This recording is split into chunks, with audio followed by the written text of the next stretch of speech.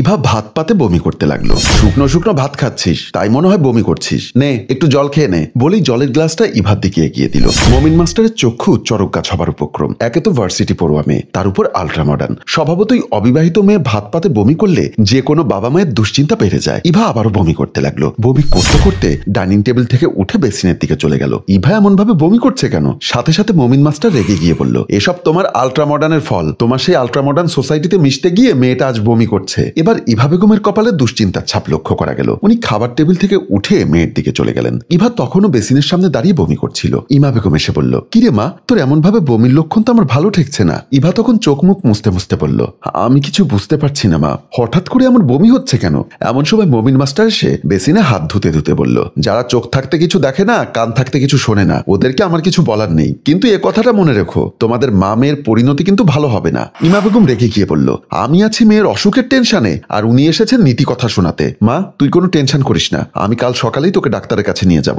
একটা অবিবাহিতা মেয়ের বমির লক্ষণ কি তুমি কিছু বোঝো না? তুমি কি চুপ করবে? তোমার এই স্বভাবটা দূর করতে হবে। একটু থেকে একটু হলেই তোমার সন্দেহ করা। আরে বাবা, বমি অনেক কারণে হতে পারে, সবসময় নেগেটিভ সেন্সে নাও কেন? চল তো মা, তুই রুমে চল বলেই ইভাকে নিয়ে ইমা বেগম রুমের দিকে চলে গেল। পরদিন সকালে ইমা বেগম ইভাকে নিয়ে ডাক্তার জোনাকি ম্যাডামের চেম্বারে এসেছেন। জোনাকি ম্যাডাম একটু আগে ইভাকে করিয়ে আনার কিছু পরীক্ষার রিপোর্ট দেখছেন। বেশ কিছুক্ষণ ধরে রিপোর্টগুলো দেখার পর ডাক্তার জোনাকি ম্যাডাম ইমা বেগমের উদ্দেশ্যে বললেন, পেশেন্ট আপনার কি হন? আমার মেয়ে। কেন, কোনো সমস্যা? সমস্যা নয়, বলুন সুখবর, তাড়াতাড়ি মিষ্টি আনুন, আমাদেরকে মিষ্টি মুখ করান, আপনি তো নানি হতে চলেছেন। কথাটি শুনে ইমা বেগমের মাথায় যেন আকাশ ভেঙে পড়ল। উনি একবার ডাক্তারের দিকে আরেকবার মেয়ের দিকে তাকাচ্ছেন। ইভা মাথা নিচু করে কাঁদছে। ডাক্তার আবার হাসতে হাসতে বললেন, আপনার মেয়ের হাজবেন্ড কি করেন? প্রশ্নটা শুনে ইমা বেগম আমতা আমতা গলায় বলল, মেয়ের জামাই বিমানের ড্রাইভার, আই মিন পাইলট। জি জি, পাইলট।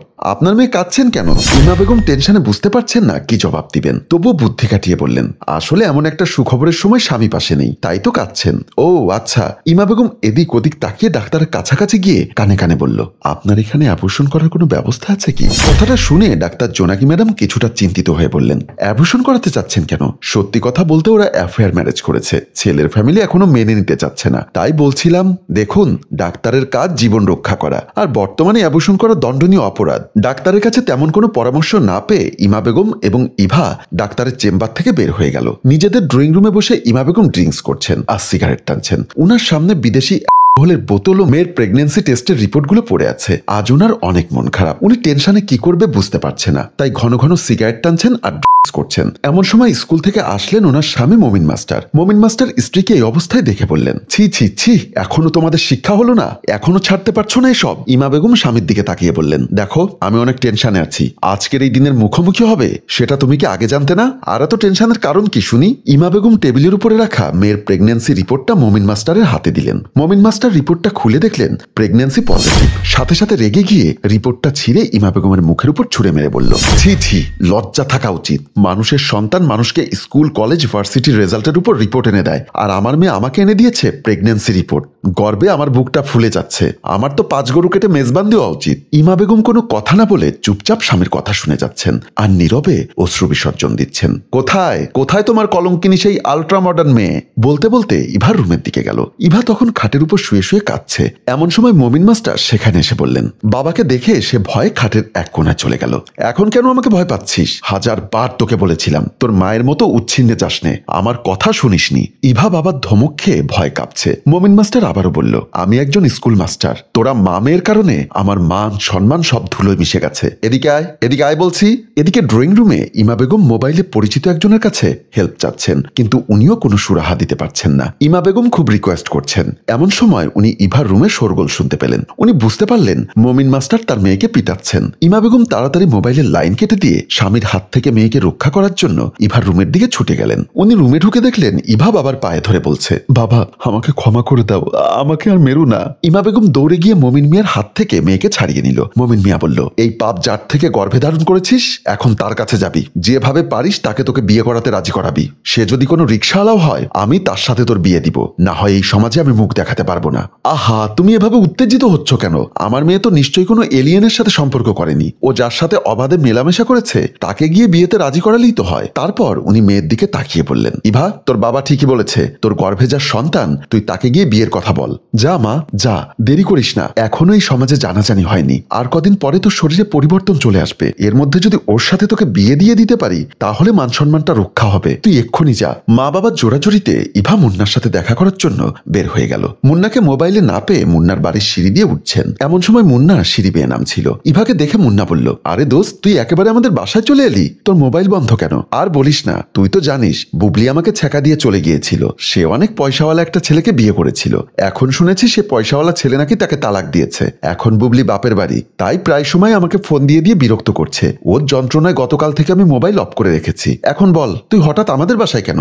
ইভা কোনো রাগঢাক না রেখে বলে ফেলল, আমি গর্ভধারণ করেছি, আর বর্তমানে 2 মাসের অন্তঃসত্ত্বা। কথাটা শুনে মুন্না চমকে উঠল আর হাসতে লাগলো। ওর হাসি দেখে ইভা বিরক্ত হয়ে বলল, এভাবে পাগলের মতো হাসছিস কেন? তুই গর্ভধারণ করেছিস?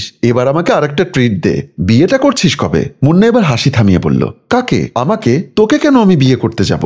আমার গর্ভে তোর সন্তান। কথাটা শুনে মুন্না আবারও হাসতে লাগলো। প্লিজ মুন্না, হাসি থামা, আমি সিরিয়াস বলছি। আরে পাগল, তোর গর্ভে আমার সন্তান সেটা তোকে কে বলেছে? তুই আমার সাথে অবাধে মেলামেশা করেছিস, তাই আমি শিওর আমার গর্ভে তোর সন্তান। সাথে সাথে মুন্না ইভাকে থামিয়ে দিয়ে বলল, ওয়েট ইভা, ওয়েট। তোর সাথে শুধু আমি মেলামেশা করিনি, বাবুও মেলামেশা করেছে। সন্তানটা যে আমার সেটা তুই শিওর হলি কিভাবে? তুই কি ডিএনএ টেস্ট করিয়েছিস? আমার মনে হয় কি এটা বাবুর সন্তান। তুই আমার আশা ছেড়ে দিয়ে বাবুর কাছে গিয়ে বল তোকে বিয়ে করতে। কথাটা শুনে ইভার পায়ের তলার মাটি যেন সরে যাচ্ছিল। তার মানে আমার গর্ভের সন্তানের দায়ভার তুই নিবি না? নিতাম, যদি আমি এককভাবে তোর সাথে মেলামেশা করতাম। তুই এতটাই আল্ট্রা মডার্ন একটা মেয়ে যে শুধু কিনা একক পুরুষের সাথে নয়, বহু পুরুষের সাথে অবাধে মেলামেশা করেছিস, বারে গিয়েছিস, লিভ টুগেদারে গিয়েছিস, আর এখন এসে আমার গলায় ঝুলিয়ে দিতে চাচ্ছিস তোরই পাপের সন্তান। প্লিজ মুন্না, প্লিজ চুপ কর। তুই তাড়াতাড়ি বাবুর কাছে যা, বাবুর গলায় ঝুলিয়ে দিতে পারিস কিনা দেখ। বলেই মুন্না ইভার পাশ কেটে চলে গেল। ইভা কাঁদতে কাঁদতে দেওয়াল ঘেঁষে ফ্লোরে বসে পড়ল। এখন ইভা কি করবে কিছুই বুঝতে পারছে না। এই সমাজে মুখ দেখাবে কিভাবে? নানা কথা ভাবতে ভাবতে মোবাইলটা হাতে নিয়ে বাবুকে ফোন করলো। বাবু রেস্টুরেন্টে ইভার জন্য অপেক্ষা করছে। ইভা বাবুকে আসল কথা বলেনি, শুধু বলেছে জরুরি দেখা করতে। বাবু মনে করেছে আজকেও সেই সুযোগ পাবে, তাই বলার সাথে সাথে রেস্টুরেন্টে এসে ইভার জন্য ওয়েট করছে। কিছুক্ষণ পর ইভা গিয়ে বাবুর পাশে বসলো। বাবু বলল, কিরে দোস্ত, আজ হঠাৎ করে আমাকে রেস্টুরেন্টে দেখা করতে বললি কেন? তোর কি মনে কিছু চাচ্ছে?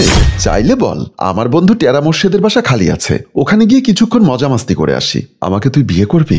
এমন কথা শুনে বাবুর হাসি মুখটা কালো হয়ে গেল। বিয়ের কথা শুনে তুই এমন করলি কেন? না মানে তোর মুখে তোকে বিয়ে করার কথা শুনছি তো তাই। কেন, আমি কি বিয়ে করতে পারি না? পারিস, তবে আমাকে নয়, মুন্নাকে। কেন? তুই করলে সমস্যা কি? সমস্যা নেই, আবার আছে অনেক সমস্যা। কি সমস্যা?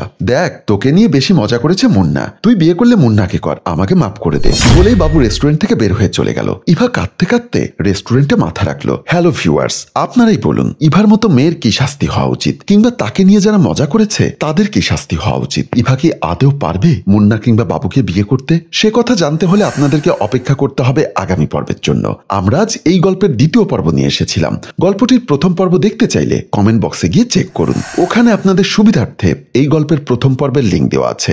আপনাদের সহযোগিতা পেলে আমরা এই গল্পের তৃতীয় পর্ব নিয়ে আগামীকাল হাজির হব। মনে রাখবেন, যে গল্পের কমেন্ট এবং শেয়ার ভিউ কম হয় আমরা সেই গল্পের নেক্সট এপিসোড তৈরি করি না। তাই উক্ত গল্পের তৃতীয় পর্ব দেখতে চাইলে এখনই কমেন্ট করে জানান, আর গল্পটি শেয়ার করে আমাদের সাথেই থাকুন। ধন্যবাদ।